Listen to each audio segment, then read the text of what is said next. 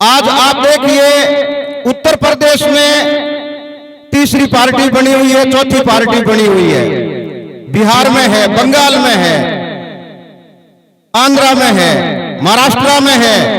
क्या हम राजस्थान के लोग राजनीतिक रूप से इतने दिवालिया हो गए कि कांग्रेस और बीजेपी को छोड़ करके हमें कुछ सूझता ही नहीं है? क्या हनुमान बेनीवाल के अलावा ऐसा कोई योद्धा है उन पार्टियों में? है तो जो शासन प्रशासन चल रहा है इतने दिनों से, मिलाजुली का खेल अपन देख रहे हैं क्या हो रहा है। तो कांग्रेस भ्रष्टाचार की प्रकाष्ठा में डूबी हुई है। हम देख रहे क्या हालात है, किसी अफसर के छापा पड़ता है, कितने पैसे आते हैं, कहां जाते हैं, किसी को सजा हुई देखा आपने किसी ने? बीजेपी का क्या सिस्टम है? 5 साल से सो रही थी आराम से, अपन सब लोग देख रहे थे। हनुमान जी आपको 5 साल में काम करेंगे तो रिपोर्ट कार्ड देंगे कि मैंने ये काम किया है। यदि काम अच्छा नहीं लगेगा तो कांग्रेस बीजेपी को तो 70 साल से दे रहे, फिर दे देंगे। क्या दिक्कत हो रही है? क्या 5 साल में हनुमान जी हमको कोई खा जाएंगे? राक्षस थोड़ी ना है वो भी तो नेता है, हमारे बीच में रहने वाले हैं। इसलिए हमको इस राजनीतिक दिवालियेपन से बाहर निकलना होगा और तीसरे मोर्चे को हमको मजबूत करना होगा। यदि रालोपा मजबूत हो गई थी, राजस्थान के वोटर की वैल्यू हो जाएगी। मैं आपसे वादा करता हूं, यूपी और बिहार वालों से जाके पूछ लीजिए आप।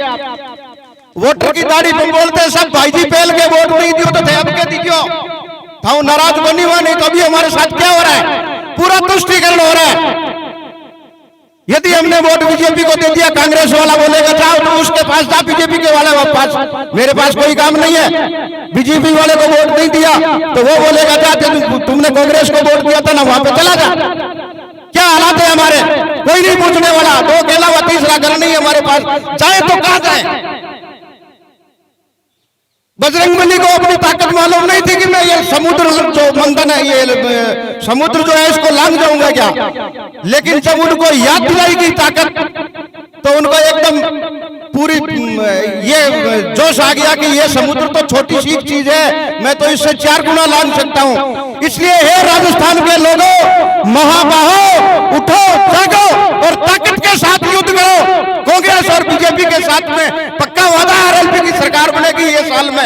आरएलपी के वगैरह कोई सरकार नहीं बना पाएगा।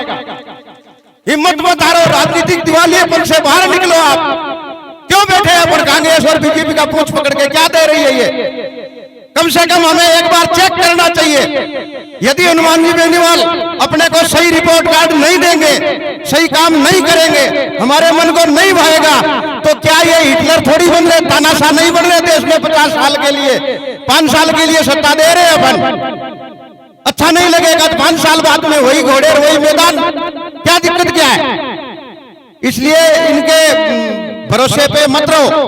कांग्रेस बीजेपी वालों को बहुत देख लिया 70 साल से कम नया प्रयोग करके देखो।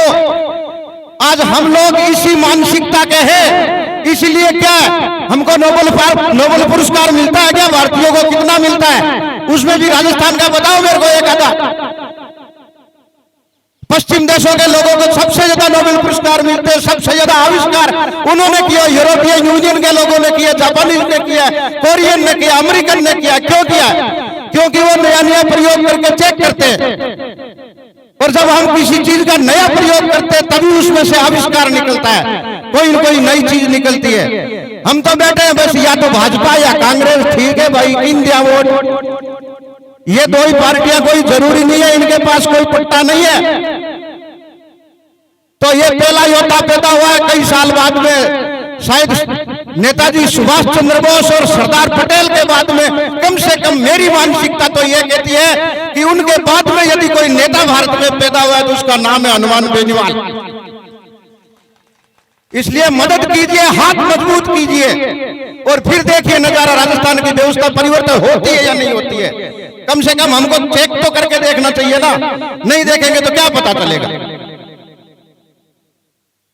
इसलिए आप सब लोगों से उम्मीद करते हैं और प्रार्थना भी करते हैं कि इस बार जरूर आप रालोपा का साथ दीजिए, रालोपा को वोट कीजिए और वोट कीजिए नहीं, वोट करवाइए।